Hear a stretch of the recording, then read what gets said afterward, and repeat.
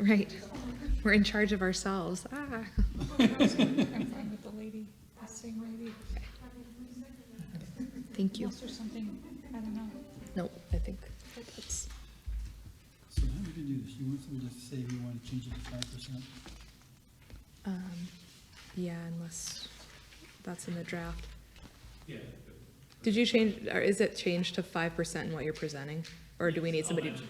Okay, Okay. all right. All right. I will call the meeting to order. Katie, the roll.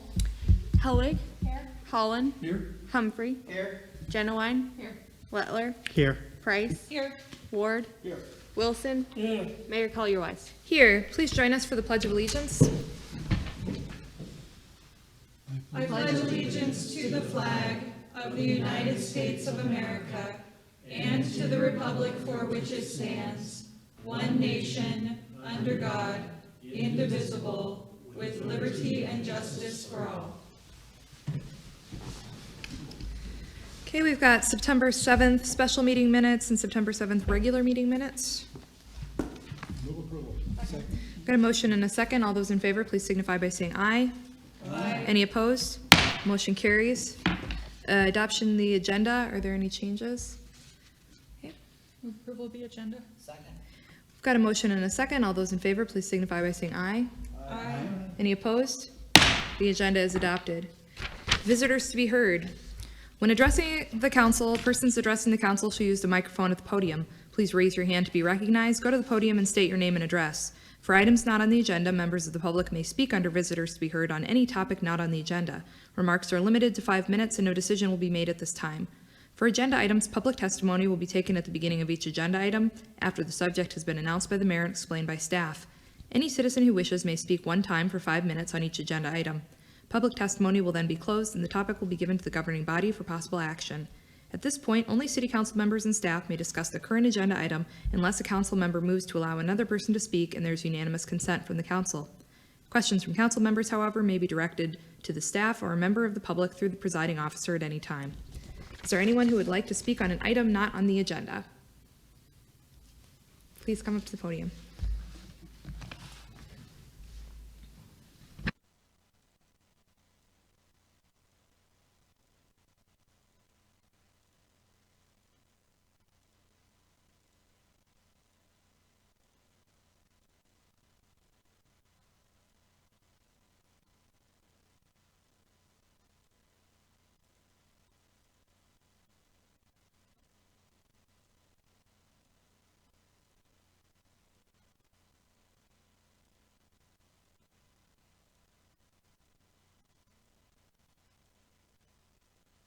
I'll just kind of go down the list. First one is, of course, each year you, in this council continues to support the school district by providing the resources for our school resource officer.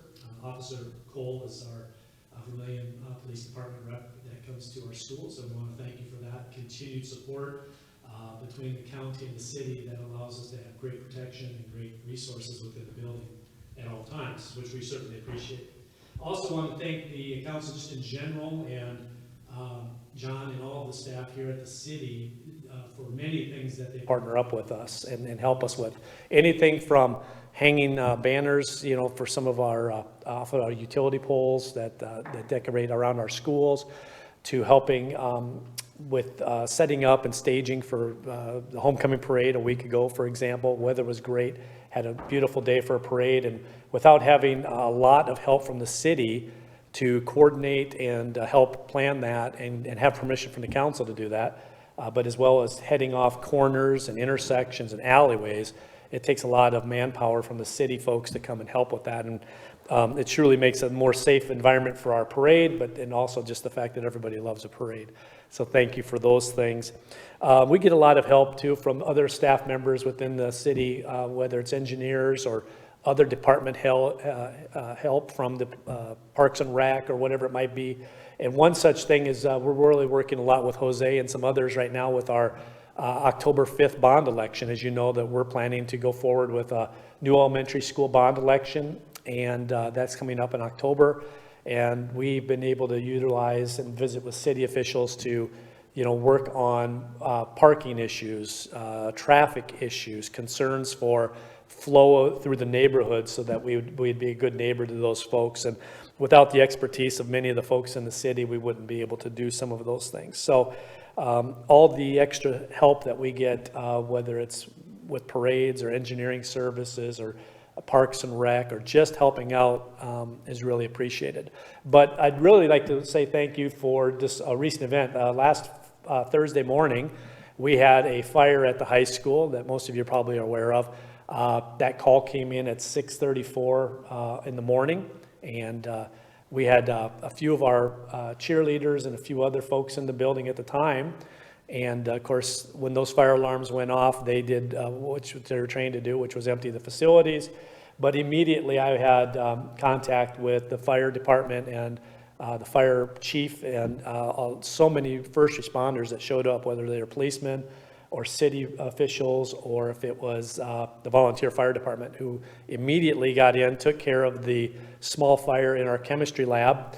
But as any of you that have ever experienced a small fire, the residue and the smoke from that doesn't create a small disturbance. It filled up the entire west wing of our high school.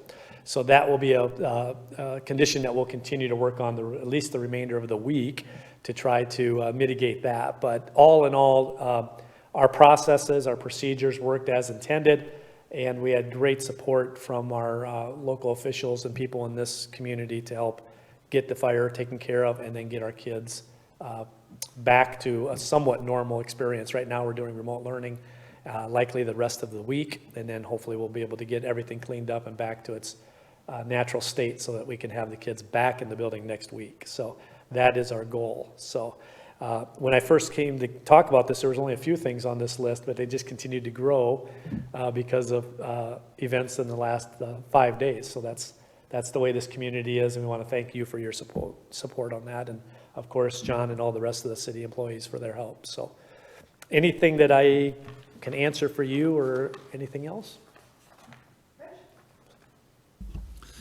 I just want to thank you for essentially your open meetings. We know what's going on, and it makes it so much easier to make decisions and know what to do and what's going to happen.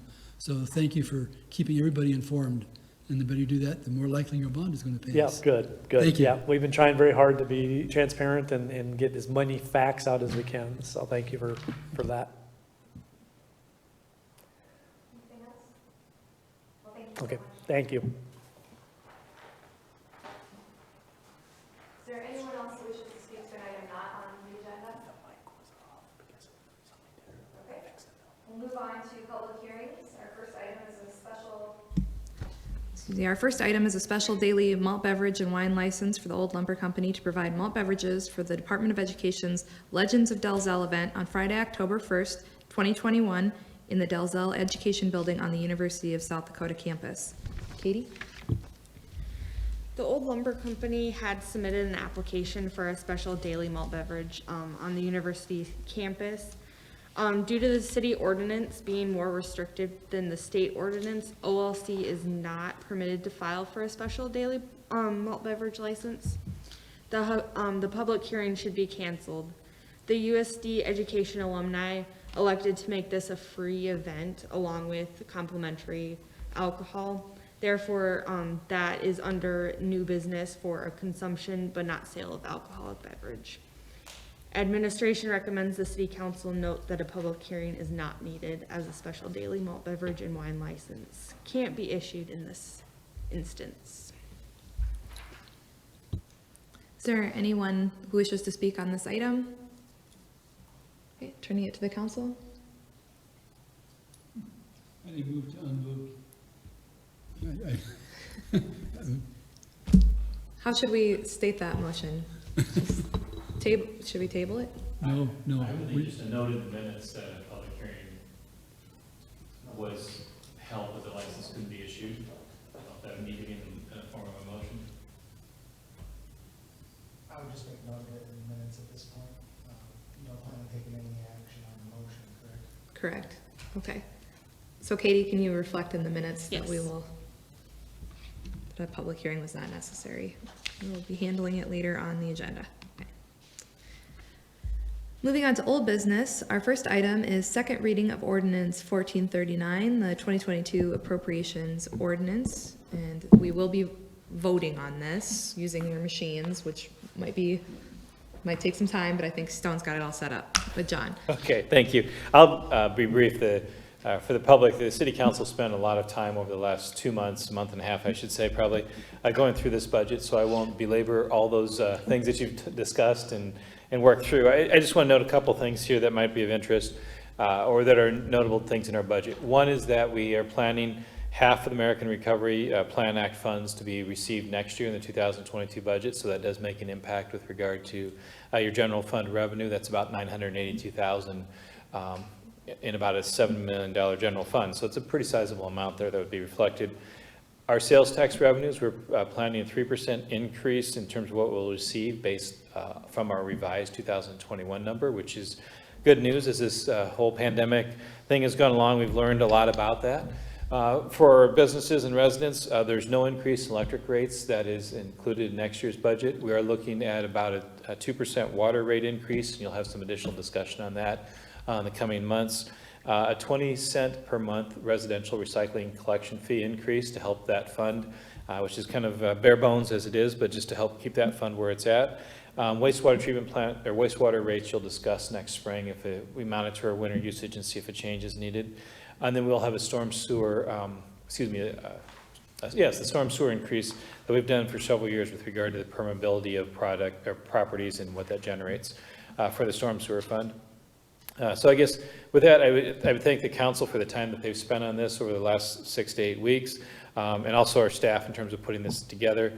There have been no changes to the ordinance since you first adopted it on September 7th. We'd be happy to answer any questions that you might have. Thank you, John. Is there any public testimony on this item? Seeing none, Steve? Just a question that hit me, John. Okay. For things like the recycling pickup, does that fee increase a certain percent each year according to inflation, or are we required to make those decisions on a yearly basis or bi-yearly basis? With that one, you do make that on a yearly basis or as needed. About the only time where you have set rate increases out for certain years is some of our utility improvements where we have debt service coverage from the state, and they want to see certain increases in revenue each year. So you'll have approved certain rate increases 2-3 years out, and then you adjust it back as those particular years happen. So no, this has no index on it with regard to inflation. I believe 2019, maybe we had a slight increase in the recycling fund, around 18, 19, somewhere in there. Go ahead. Yeah, it's hard to believe. So weird. So we have a 20-cent increase on the recycling, and what is the monthly bill for that? $3.80 currently, Katie, or $70. $3.70 Okay. So, plus tax. thank you. I move approval of the appropriations. Second. Got a motion and a second. Is there any further discussion? All right, seeing none, I will set the machine here. And it looks like you should be able to vote, yes? Okay. Yeah, well, it's still not enough. Unless it has the word "I" on it. All right, we have 9 yeses, 0 nos, and 0 abstentions, so the motion passes. Okay.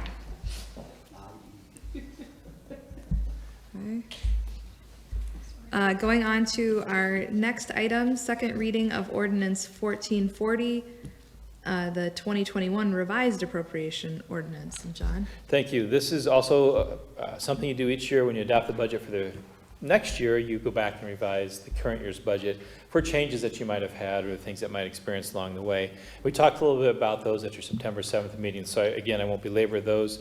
I would note that our general fund budget, expenditures and revenues, we're looking at adjusting it from, if you will, roughly $8.4 million for 2021 to $9.3 million. Again, we're planning to receive half of the American Rescue Plan Act funding this year. So if you were to take that out of that, it's about a $20,000 difference between what you had budgeted and what this revision is. With their second penny, again, the same thing. We were looking at revising that from roughly 3.2 million to 3.3. That difference is about $20,000 difference between those two. So we did pretty good this year in terms of hitting what our budget estimates were, all things considered, things going on. I would note with revisions to the 2021 budget, you'll have one more shot at this. Typically, we'll have some things that will come up. Just last week, we did some fire hose testing before the high school fire, and that noted that some of our 5-inch fire line that we need to replace some of that. And so that's about $3,600 that will probably come out of our second penny fund. That will happen between now and the end of this budget year, which is December 31st. We have the clock in City Hall has had some issues. It's never right. We can't seem to get it to the right time anymore. We've tried different things with it. So we're looking at some things, some small things like that. So you'll have one more kind of cleanup budget revision that you'll look at in late November, the first meeting in December. So we would recommend approval of the second reading of 1440. Be happy to answer any questions you might have. Thank you. Is there any public testimony on this item? Seeing none, I'll turn it to the council. Rich? I can wait you for a second first. Sure. Got a motion and a second for the discussion. Rich? Yeah, John, we do this every year, of course. Just a curiosity, why don't we wait till December? Why do we do this one now? Because we have to do it again in December. I think part of it's a great question. There are cities that do this numerous times throughout the year. We tend to, in the time I've been here, we've done it usually just twice a year. Once when you adopt next year's budget, because you're using some of these changes that you'd make right now in parts of formulating next year's budget. And then your kind of cleanup one in December. The only other time was a couple of years ago when we had some significant issues that weren't resolved until the first part of the year. We did 3 that particular year, but that's kind of been our pattern. We do one in September as you adopt the budget for next year based on these numbers, and then the cleanup one in December. So this is what we do as a rule, but we could do it all in 1 year if we wanted to, all in December, I mean. Yes, you could, yep. Or you could do it every meeting if you wanted to. Because unfortunately, there's changes each year, but hopefully by the time we get 9 months into the year, some of those things we've kind of, balanced those out and we figured out how we're going to compensate for some of them. Thank you. Yep. Travis? Thank you. I would just like to note that the clock on City Hall is correct twice a day. Thank you. I will be here all night long. I was thinking it was sundial. Any further discussion? All right, seeing none, I will set the machine and you may vote.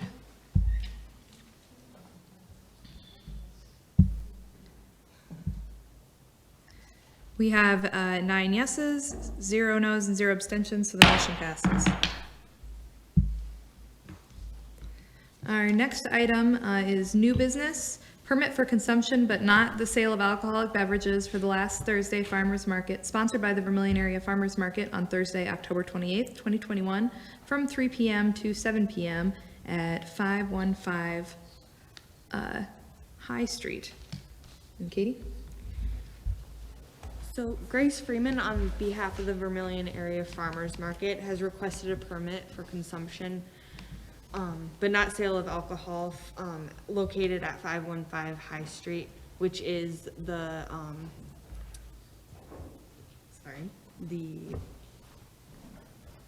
the fairgrounds. Sorry, that word eluded me. So the city may permit the consumption but not sale of alcohol beverage on property owned by the public. This is city property that is leased to the Clay County used for the fairgrounds.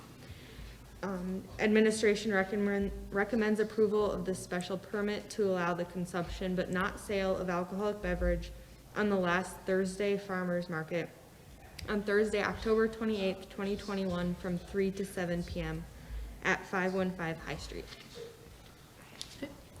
Is there any public testimony on this item? Hi, I'm Amy Schweinley. I'm president of the board of the Vermillion Area Farmers Market. I just wanted to comment that one of the things that we try to do is highlight the best of what we have in this region. The produce, the crafts, the beer that we have in this region, the wine and beer. And this is one of the ways that we can showcase what we have here. We're not just Budweiser. let's take advantage of our local producers, our local craftsmen. And what we would like to do is just sample some of what is local. We will have somebody standing at a table giving the little bitty sample cups. And obviously, carding people at the table to do this. We do this every year to showcase and our local producers. But I'm happy to answer any questions that anybody might have. Thank you, Amy. Sharing it to the council. Rich? About how many wineries you have show up and microbrews? Well, they have sent already sent beers and wines to us. We have, I think right now we have 2 breweries and 1 winery right now. We're hoping that our local winery will send some wines to us. And if you have any sway with them, kind of pull that. That brings up a good point. The local winery also is a distillery. They can't display that, can they? I'm sorry, would you? Valiant is also a distillery. Can they also give samples of spirits? Because it's not a beer and wine. I think they can only give, they don't have a liquor license anymore, correct? They just have wine and malt beverage. So that would be the only type of license, the only type of product that they could provide samples for is those which they're licensed for. Yes. But it is a distillery. That's interesting. It maybe is perhaps a malt-based, I don't know what it is that they make, if it's a malt-based whiskey. I'm not sure what it is, but they can only have malt beverages and wine. They sold their liquor license. Okay, thank you. All right. Anything else from the council? Second. Got a motion and a second. All those in favor, please signify by saying aye. Aye. Any opposed? Motion carries. Thank you, Amy. I have a feeling that you might be for this next one as well. Permit for the consumption but not sale of alcoholic beverages for the Legends of Dalzell, sponsored by the USD Education Alumni on Friday, October 1st, 2021, from 4 p.m. to 5:30 p.m. in the Dalzell Education Building, room 121 on the University of South Dakota campus. Katie? So Bree Schwantz, on behalf of the USD Education Alumni, has requested a permit for consumption of alcoholic beverage on public property for sampling of local wines and beers at the Legends of Dalzell event. The Legends of Dalzell event will be on Friday, October 1st from 4 to 5:30 p.m. at 414 East Clark in the Dalzell Education Building, room 121. A copy of the request of the event is attached along with the president of the university's permission. The city may permit the consumption but not sale of alcohol on publicly owned property. This is not city property but public property owned by the university. The letter of the president is included to demonstrate the university's permission of the event. Administration recommends approval of the special permit to allow the consumption but not sale of alcoholic beverages for the Legends of Dalzell, sponsored by the USD Education Alumni on Friday, October 1st, from 4 p.m. to 5:30 in Dalzell room 121. Thank you. Amy, would you like to speak on this item? Okay, I don't just ask for alcohol. As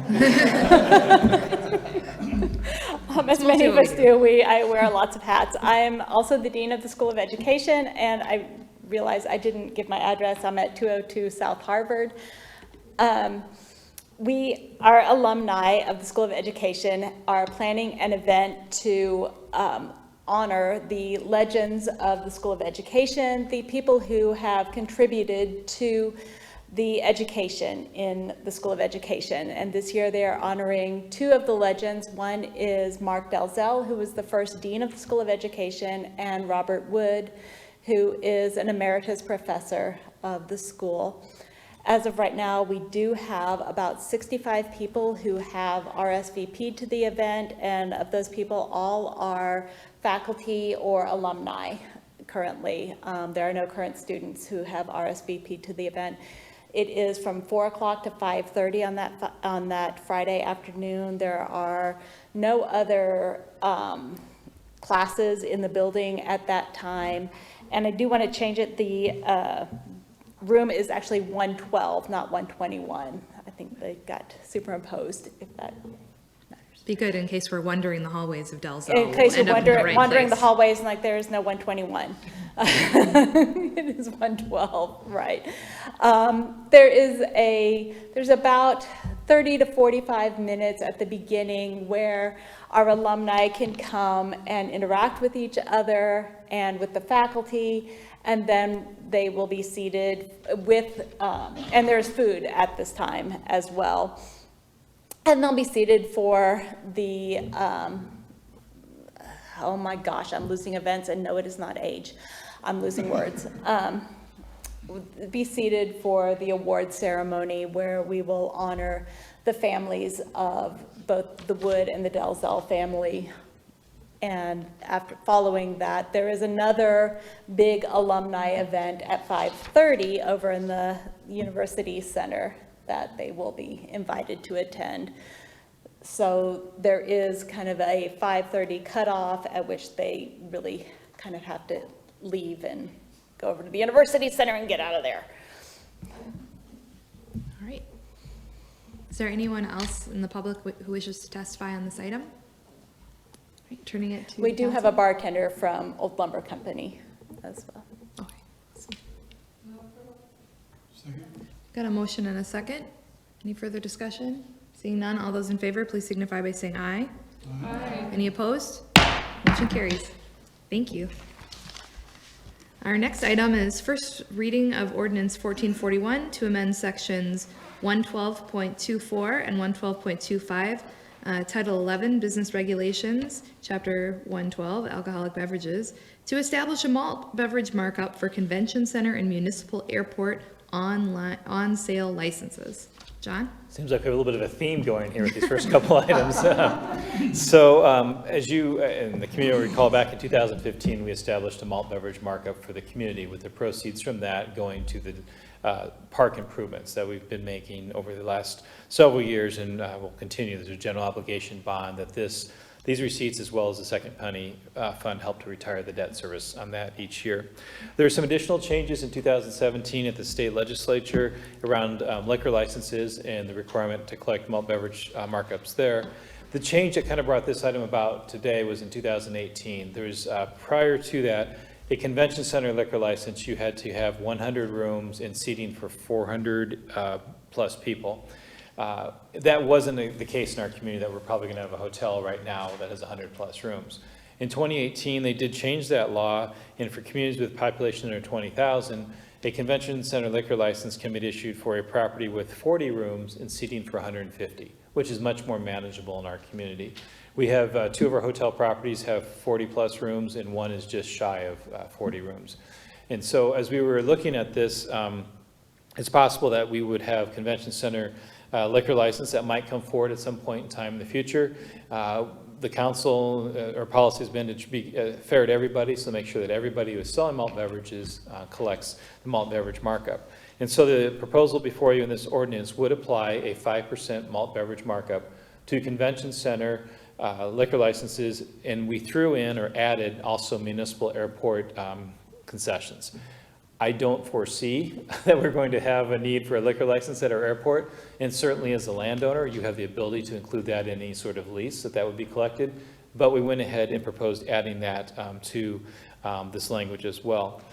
Both of those types of licenses are already provided for in state statute. I would note that this is probably an example of something the Home Rule Charter is helping our community with. The Home Rule Charter does provide that you can do things that are not otherwise prohibited, and so a malt beverage markup is provided for. These particular types of licenses are not listed, but it's our belief and understanding in talking with the city attorney and city attorney visiting with some other city attorneys that it is permissible to apply this to these respective types of licenses. The ordinance that was submitted in your packet provided for 4.95%, as there was unclear whether or not we could charge the full 5%. Our recommendation to you this evening is to approve first reading, but include a 5% malt beverage markup for convention center and municipal airport facilities. We'll continue to check on that over the course of the next 2 weeks before second reading if you adopt it tonight. And if need be, we could reduce it back to the 4.95% at that point in time. So be happy to answer any questions that the council might have. Anyone in the public who wishes to testify on this item? Turning it to the council, Lindsay? I think I asked this before, and if so, I apologize for repeating my question, but it says a convention center liquor license. Is that above the number of licenses available to a city our size, or is it part of that number? That's a good question, probably something that would be asked by others in the community. We do not currently have any convention center liquor licenses issued, and it is not included in that count. Those would be a regular liquor license, on-sale license that they would have. So it does not fit into that category. So the 12 that we do have, it does not impact that number in any way. And there is no limit that we're aware of currently with regard to the number of convention center liquor licenses a community can have. Their pricing structure is a little bit different than it is for a regular liquor license. This is no less than $1 the initial application is no less than $1 per population. You can make it more than that, but it can be no less than $1. So $10,695 would be the price for one of these licenses, which is different than the pricing structure for a liquor license. Any other questions? Move approval. Got a motion and a second. All those in favor, please signify by saying aye. Aye. Any opposed? Motion carries. Our next item is first reading of ordinance 1442 to amend section 32.32B of Title III Administration, Chapter 32, City Organizations to allow owners of registered historic properties to qualify for a designated seat on the city's Historical Preservation Commission. And Stone? Thank you. So in 2018, the City Council established the Historic Preservation Commission. With establishing that, it was 7 members that were deemed to be the numbered amount with this commission. 4 of those members currently have to be living in officially designated historic districts. 2 of them have to be experts in something that results around historic preservation. Essentially, what we're trying to do here with this ordinance is to allow for property owners of a historic structure, regardless of the location in the city, to become a member of the commission. Essentially, rather than them just owning it within a district, they would be able to own the property that's themselves, the historic property. So the criteria would be that they would essentially have to register their property with the state or national registry of historic places to meet this criteria of historic property ownership. That just expands it a little bit because we have someone who moved away from a historic district. This would allow them to retain it and still be able to be recognized in this way. So essentially, they also, at their meeting, the HPC, proposed this ordinance at their September 1st meeting, and they recommended the approval of this ordinance. So today, the administration recommends the City Council approve the first reading of Ordinance 1442, amending the City of Vermillion Code of Ordinances, Section 32.32B, to expand this criteria to allow for this to occur. Thank you, Stone. Thank you. Is there any public testimony on this item? Seeing none, I'll turn it to the council. Move approval. Second. We have a motion and a second. All those in favor, please signify by saying aye. Aye. Any opposed? Motion carries. Our next item is a collective bargaining agreement with Fraternal Order of Police number 19 for City of Vermillion police officer and detective positions. John? Thank you. This item and the next item are somewhat similar. We'll treat them separately, but just to kind of hit on a few of these. We have 3 different union agreements in our organization, and we'll be addressing 2 of those tonight. The first one is the Fraternal Order of Police Lodge 19, and that covers our police officers and our detectives, so roughly about 12 people in our police department are eligible to be members. Their current 3-year agreement expires at the end of this year on December 31st. And so we've been having negotiation discussions over probably the last 4 or 5 months to work that out. Labor and Finance Committee provided sort of a framework, and we met and had some email exchanges just to kind of give us direction and as to what to propose and what to work through. And then that report was provided to you at your last meeting on September 7th. I'm just going to cover a couple of things related to this collective bargaining agreement. It would be for 3 years, beginning January 1st, 22 through the end of December 2024. There are cost of living adjustments of 3% on January 1st of 22 and 2.5% January 1st of 23 and 24. A change in our holidays, Juneteenth and Martin Luther King Day would be recognized as holidays with this union agreement. The two floating holidays, which are holidays that employees can choose of their own accord during the course of the year, they would no longer have those. So the net number of holidays would be the same. It's just it would be what I've called designated versus non-designated holidays that way. For our detectives, we have a change in the uniform allowance. We had some rewording with regard to some language on firearms training.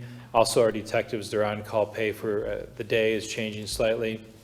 And then one other final change had to do with our police officers and detectives have been provided a gym allowance, and they wanted to provide something additional. So that would be registration, participation in something like the Sanford Profile Program.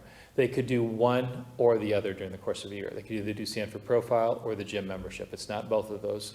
And they would be able to choose which one they wanted in a respective year. So with that said, that's kind of a summary of a few of those changes. The Fraternal Order of Police has voted to recommend acceptance of the city's proposal, and administration would concur and recommend approval of the collective bargaining agreement. Thank you, John. Is there any public testimony on this item? Seeing none, council?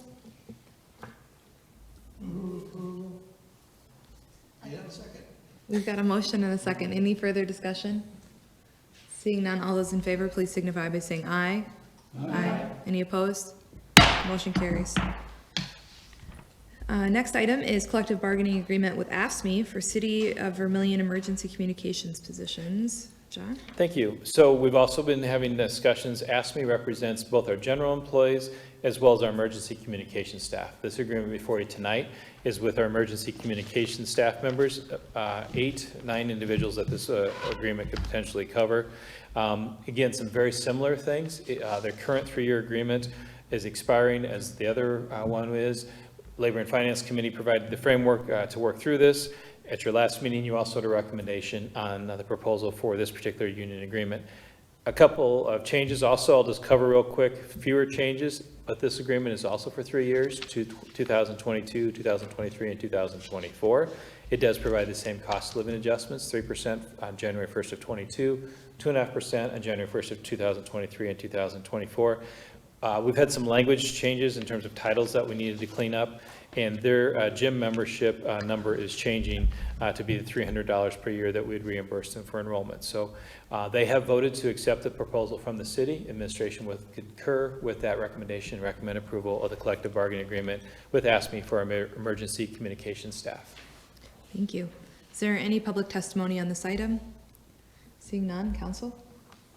We have a motion and a second. Any further discussion? Seeing none, all those in favor, please signify by saying aye. Aye. Any opposed? Motion carries.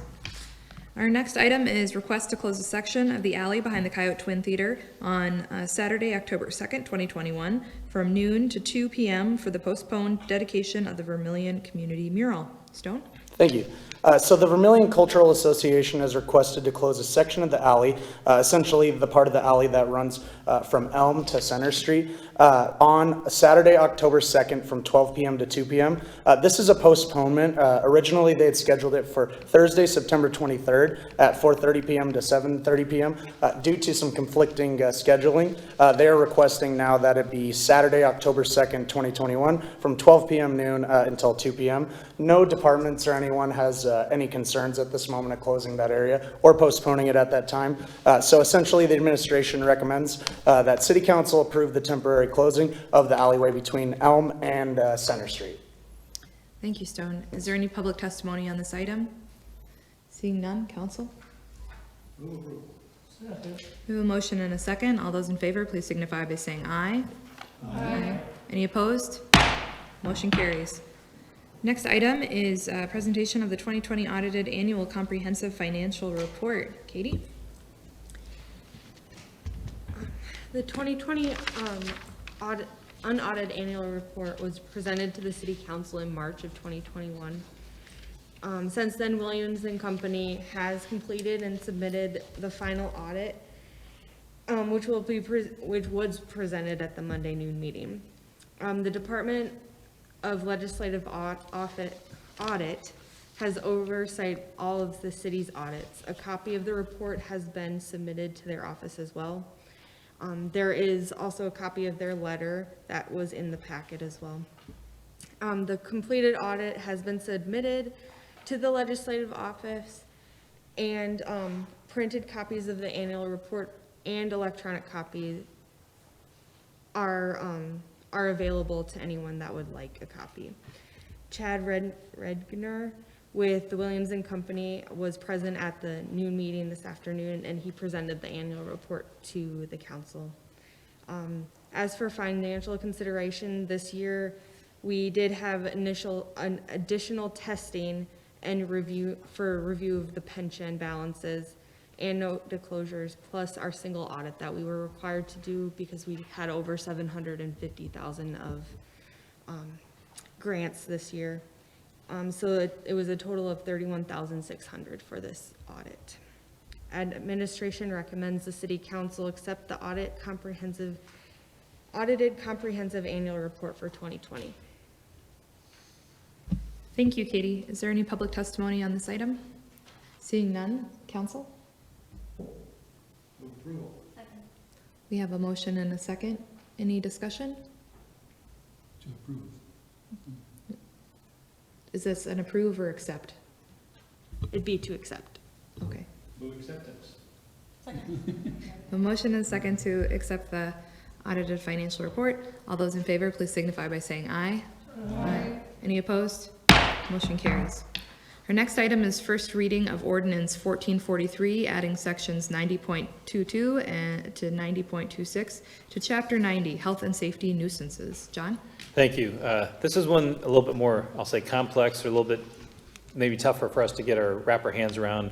The concept makes sense, but it's just a little bit different. So last year's, I think we all vividly recall, ordinance 1413 was an emergency ordinance which limited some access to our community to address the COVID-19 situation. And we had worked with legal counsel and legal counsel of our insurance company while going through that language and adopting those respective ordinances. As the COVID-19 situation went along, our insurance company came back to us and other cities and said, you know, what might be a good framework, a good idea is to develop a framework as to how you will deal with an emergency situation like what you did in March of 2020. So that's in essence what this ordinance before you this evening is. It is working to establish a framework in how, if we need to address an emergency ordinance, that you go through it. It does a couple of things. It does have a definition of an emergency in there, and it declares, you know, who might declare that emergency, be it the city, the state, or the federal government, who can do that, and what that we would recognize as an emergency, which would then lead to the city council considering implementing rules via resolution to limit actions or establish standards that you may want to have in place to address the emergency that has been declared. It also would be similar to what you did last year with regard to establishing fines for violations of the standards that might be established. With doing that, you've established a framework, you've gone through that process and established an emergency and the standards that you'd like to have followed. If someone, and I don't necessarily like the terminology, but if someone is not following those rules, they can be declared a public nuisance. That then establishes another process by, if they're established to be a public nuisance, that the city can request immediate abatement of that nuisance, that basically to bring into conformance the standards that the governing body would like to see. That individual or that business, I think this is one of the pluses of that ordinance with this framework. They can submit what they would do to bring themselves into compliance with the standards that have been established by the governing body. The city would have 48 hours to respond to the information that they provided as to how they would abate that declaration of public nuisance. And then I think the final thing is that it does provide an opportunity for that individual or that business to appeal that abatement to you, the governing body. So there's a lot of moving pieces. It's about a page-and-a-half ordinance. But I think what it does overall is it establishes a good framework, which we did not have in March of 2020 with regard to emergency ordinances, how we might address that, a recourse for citizens to work with their governing body, to work with their government, to address that particular situation. No offense to any attorneys in the room, but I think sometimes addressing those things with the governing body may be easier than going through the court system. So it gives them a quicker mechanism and a chance to do that here with the people that they live and work with. The insurance companies recommended this to several different communities. We're aware of a couple of them that have adopted it, but I have to admit we haven't gone out to see how many of them have actually adopted, but we are aware of 2 or 3 of them who have done so. So we do recommend approval of Ordinance 1443 to establish a framework to address health and safety nuisances should these situations arise in the future. Be happy to answer questions. Thank you, John. Is there any public testimony on this item?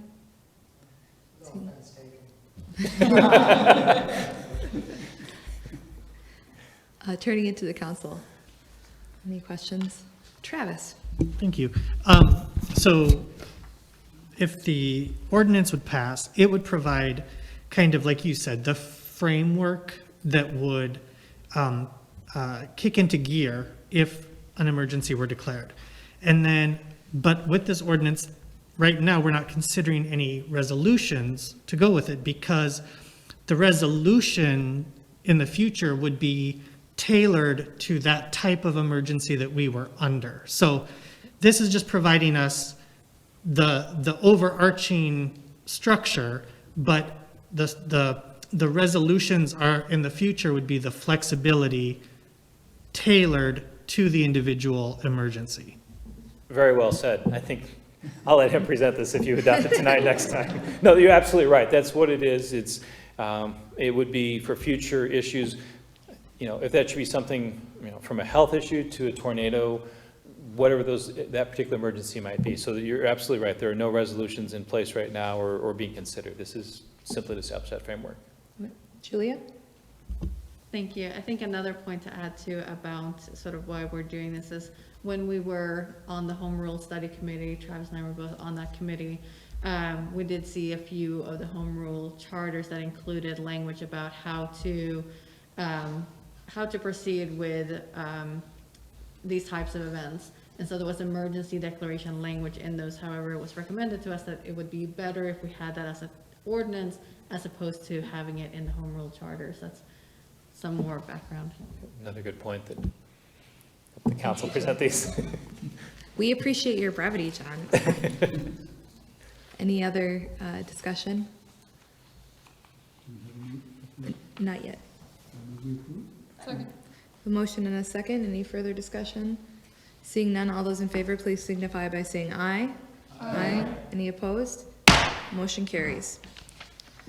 Our next item is Vermillion Housing Authority Board appointments. We have one opening on the Vermillion Housing Authority. The council has let me know their preference as to that being filled, and I would suggest that we approve Maria Trowbridge continuing it for another term on that board. Approval. We have a motion and a second to appoint Maria Trowbridge. All those in favor, please signify by saying aye. Aye. Any opposed? Motion carries. Our next item is appointment of McCullough Law Office as city attorney. And John? Thank you. Jim McCullough has served as our city attorney since May of 2002, and there's been very few times that he hasn't been able to attend one of our meetings. I can only come up with 2 times, I think, in my time here, maybe 3. So he's always been able to be here, but that may not always be the case. And so the motion that the council has traditionally made is to appoint Jim McCullough as city attorney. In those instances where he's unable to attend, or that there are other times you may need to have representation, we'd suggest making a motion to recognize McCullough Law Office as a city attorney. That way, Jim or a designee from that office could serve you as a city attorney. So that's what the motion before you is this evening, or what we'd recommend as a motion that you consider. Thank you, John. Is there any public testimony on this item? Seeing none, council? So moved. A motion and a second. Any further discussion? Seeing none, all those in favor, please signify by saying aye. Aye. Any opposed? Motion carries. We have no bid openings tonight, so John, you would like to present the city manager's report. Thank you.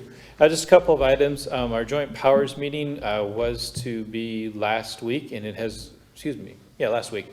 It has been moved to Thursday, September 30th, and it's at 5:30 p.m. In Yankton. Related to that, we're doing an extra time this month, so we're going to have the landfill open this Saturday, September 25th. We were using the program of once a month with a couple of reasons. We thought with the windstorm last Thursday, to provide people an opportunity to clean up from that, a chance to go on a Saturday to dispose of trees or other junk or debris that they might have, as well as Dakota Days coming up, a chance to get things cleaned up for the community. And then the time when it would be open in October is what is a long weekend for some people with Native American Day that Monday. So it will still be open on October 9th, but we're also going to have the landfill open this Saturday, September 25th from 8 a.m. to noon. A couple of board openings. We do have an opening in our tree board. Those are 2-year terms. If we'd ask that anybody complete an expression of interest form that we do have available through the city's website or here at City Hall. We'd ask that please turn those in by Thursday, September 30th, so the City Council could consider an appointment at your next meeting on October 4th. As was kind of alluded to a little bit, we do also have one opening on our Historic Preservation Commission. Those are 3-year terms. This seat that is vacant is currently, by the code that we do have, does need to be an individual who owns property in one of our 4 historic districts. So we do have 1 seat on Historic Preservation and then 1 on our tree board. And then included in your packet was a raffle notification from St. Agnes. They did have an event this past Saturday where they had raffle tickets involved. They did submit it prior to their event, but as part of our process, we do note it in your city council minutes so that there's a record of the raffle notification. Be happy to answer any questions you might have. Any questions for John? All right, thank you. We will move on to invoices payable. Are there any questions for Katie? If not, I would like to abstain from item 129, so if it would be possible to make a motion to do the balance of that and then do that one separately, that would be fantastic. Move approval of item 129. Have a motion and a second. All those in favor, please signify by saying aye. Aye. Any opposed? Any abstentions? Aye. Motion carries. Move approval of the balance of the bills. We have a motion and a second. All those in favor, please signify by saying aye. Aye. Any opposed? Motion carries. Consensus agenda, item A, set a public hearing date of October 1st, 2021. My birthday, if we had forgotten that. It is my birthday. I didn't mention it earlier when we were talking about the other end, but I just wanted to put that out there. Anyway, for retail on-off sale malt beverage with South Dakota Farm Wine license for Holler LLC at 9 West Main Street for the period of October 1st, 2021 to June 30th, 2022. Move approval of the consensus agenda. We have a motion and a second. All those in favor, please signify by saying aye. Aye. Any opposed? Motion carries. Second. We have a motion and a second to adjourn. All those in favor, please signify by saying aye. Aye. Any opposed? We are adjourned. Thank you all. I didn't know it was.